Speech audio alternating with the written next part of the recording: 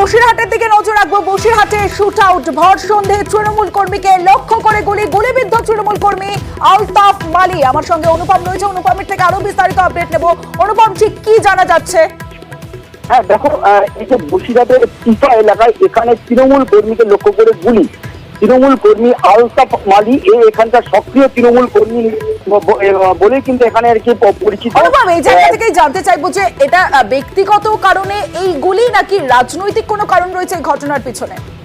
দেখো, এই মুহূর্তে কিন্তু এলাকার যেসব তৃণমূল কর্মী বা তৃণমূল নেতা আছে বা এলাকার যেসব মানুষ, তারা কিন্তু এখনো পরিষ্কার ভাবে বলতে পারছে না যে এটা রাজনৈতিক কোনো কারণে গুলি, না তার ব্যবসায়িক সংক্রান্ত গুলি, না কি অন্য কোনো সত্যতার কারণে গুলি, সেটা কিন্তু পরিষ্কার ভাবে তৃণমূলের পক্ষ থেকে বা এলাকার মানুষ কিন্তু কেউ কিন্তু বলতে পারছে না। তবে এলাকায় যথেষ্ট উত্তেজনা রয়েছে এবং এই আলতাফ মালি আজকে যখন জেরক্স করতে আসে পিপা বাজারে, তখনই তার পিছন দিক থেকে দুষ্কৃতীরা এসে গুলি চালায় এবং সেখানে যখন সেখানে লুটিয়ে পড়ে, এরপরেই কিন্তু যে দুষ্কৃতীরা তারা পালানোর সময় একটা ব্যাগ একটা দোকানের সামনে ফেলে রেখে পালায় এবং সেখানে কিন্তু সেই ব্যাগের ভেতর থেকে কিন্তু বেশ কয়েকটি তাজা বোমাও কিন্তু উদ্ধার করেছে। এবং এই মুহূর্তে কিন্তু এলাকায় কিন্তু উত্তেজনা রয়েছে, এলাকায় কিন্তু প্রচুর মানুষ এবং বসিরহাট থানার পুলিশ কিন্তু ঘটনাস্থলে রয়েছে এবং আলতাফ মালিকে বসিরহাট হাসপাতালে নিয়ে আসা হয়েছে, তার চিকিৎসা চলছে। তবে আমরা যেটা সূত্র মারফত জানতে পেরেছি যে আলতাফ মালিকে এখান থেকে কিন্তু কলকাতায় রেফার করা হবে, তার কারণ তার পিঠের যে গুলি, সে পিঠের গুলি কিন্তু এখনো বের করা যায়নি,